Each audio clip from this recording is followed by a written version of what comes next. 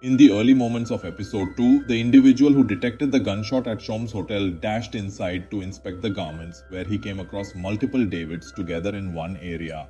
On their release, David exclaimed, "Kindly, my mother retrieved a card from the deceased salesman's attire." He proceeded to confront Shom, holding him accountable for the salesman's death. Subsequently, David struck him from behind. Song then overpowered David. David claimed, "Sir, I am under your employment and it was I who reported the salesman to you." He explained that the salesman killed Mr. Chom because he was everything to him, and then he showed the salesman's corpse. Then he started to express his anger, and Shom saw a card with a message to meet at a club in 4 days. The next day, Shom had tied up Jun-ho and told him, "You came to my house." Jun-ho said, "After that, I have never lied. I didn't see his face." Song said, "The frontman sent me a message to meet. Also, his boss told me that they created this game for every affluent individual, thus they must all be eliminated. Make your selection," he stated. "I've witnessed those VIPs enabling me to assist you, and surely you can't erase the memory of those departed souls there just as I am unable to. Moreover, I might prove to be exceedingly valuable." Persuaded by this, Song granted David and Arjun membership into his cadre and revealed to them the substantial sum he had garnered. He declared, "This wealth represents those perished souls, and with this I am determined to devastate their loved ones. And I will give you money too." Both said, "We need revenge," in which Juno says, "I need to take revenge for my brother." David says, "I need revenge for my boss Job, who was like a father to me and helped me a lot." Then Song said, "You can't kill them with pistols because the people on the island have many weapons." Song then showed them all his collected weapons. Subsequently, he engaged in training sessions with them, declaring, "To accomplish the eradication of them all, we're going to necessitate the cooperation of numerous individuals." On the other side, at a fair, a lot of kids were coming, and a piggy was distributing chocolates to all the children, but she didn't give any to Tom, the clerk.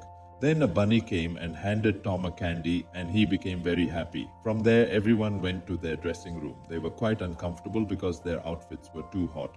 And there we saw a girl named Mai. So Tom came to thank her because she gave him the candy, and then Tom's father, Chad, came and took him away.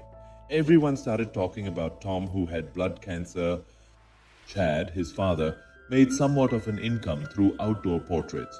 Her heart heavy with sorrow, she gazed upon Tom's artwork.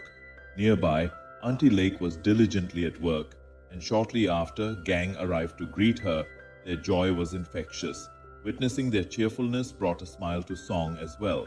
Subsequently, he encountered a negotiator who claimed to have located Tank and Bee's mother, imprisoned in North Korea, asserting his team was coordinating her imminent return. Feeling elated, Song had generously compensated the negotiator. Post his departure, I caught a glimpse of him before setting out to converse with the broker. He recounted his futile search for my daughter in North Korea, finding no traces of her. After handing him some funds, he slandered me, branding me a coward for deserting my daughter and escaping here, insinuating that she might have been forsaken by the military. Hearing this made me very sad, and I went to my car looking at my daughter and husband's photos, reminiscing about them. A man approached and handed me a ticket to enter the game, and then I started considering going there. On the other side, Jun-ho was with his mother and they were reminiscing. Then his mother said that maybe he didn't want to keep any relations with them because she was a stepmother. Jun-ho recalled how she showed no prejudice towards him despite their lack of wealth at that time. His mother had revealed that to save his life, she donated one of her kidneys, but tragedy struck when his wife took ill, and with no finances, fate claimed them both. Subsequently, Juno mentioned that instead of donating a kidney to me, Ino could have sold it to rescue his wife. He should have saved me by rejecting the bribe, which resulted in him being fired. This was predominantly due to Ino's error. The following day, as she completed her tasks at the fair and was departing, she witnessed Tom being rushed to the hospital in an ambulance, his pub buddies trailing behind, with Tom's cap tumbling to the ground. Later, the doctor informed Chad that Tom's treatment would be extremely expensive and that his operation needed to be done as soon as possible. I overheard their conversation and then approached to see Tom, who reminded me of my daughter. I left Tom's hat near him, which Chad also came to see. Tom's missing tooth was replaced with a tooth embedded with a tracker. This enabled them to locate Tom no matter where he was. A substantial team had been recruited for this purpose, consisting largely of naval officers, and Song was once more ready to take risks for the mission. When Song rang his daughter, Gyu, it was Gio who picked up. Tom remained silent, leading Gyu to presume it was likely her dad who had made the call. Conversely, when I dialed the number on the card, I was geared up to participate in the game. The following day, Song, accompanied by his crew, was posted outside the club awaiting the arrival of the front man. Observing the unfolding events, it was clear that everyone was required to dress in costumes akin to the front man's. Spotting the front man, Song and David made their move, investigating the club in search of him. Someone outside saw two people dressed as guards from the SQUID game entering. They informed Song and David, who then went inside. A guard called Tom and led him out of the club. He saw David unconscious, and the tracker showed that they were taking Tom through the back exit. He received instructions to pursue it. Within the Lamborghini, a speaker was installed, allowing conversation with Shock and the frontman. Shock mentions he's been in this vehicle previously. The frontman suggests that one could have relished it through wealth. Moreover, you might have lived well visiting your offspring. Shock then admits his desire for a meeting was strong, but the absence of your presence here has now shifted his wish to ending this contest.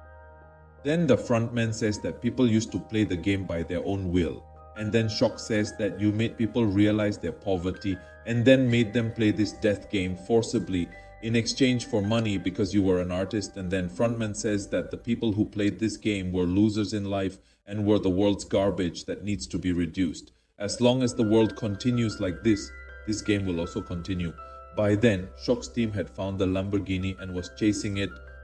You treat the poor like horses and get them killed. Then the frontman says you tell those horses not to play the game. By then, the guards started to come forward and stop them with snipers by puncturing their tires, in which case the car was also stopped in the same way, and the frontman knew about it, and he says that your team won't be able to do anything. At that point, Shock shot the driver and the frontman retaliates. Then Shock thought about it. Then he says that I want to play the game again, and whoever sees us should look at me. So take me back to the game. Then the frontman thought. Shock says on the form that why are you scared? And actually your boss uncle also met me. He was also in the same condition before dying, and in the last game too, he had lost to me. The frontman says that you are like the hero of the Matrix movie. You could die in the process of becoming a hero. I will prove that this world is good, and I will go inside the game and shut it down.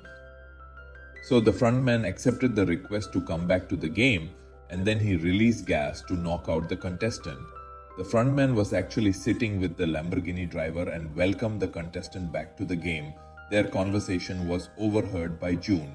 Meanwhile, the main impact came when someone approached the containers and sat in room number 11, where it was revealed that the player in the game was not actually a player but a member of the guards team, making this an incredible. So that ends here.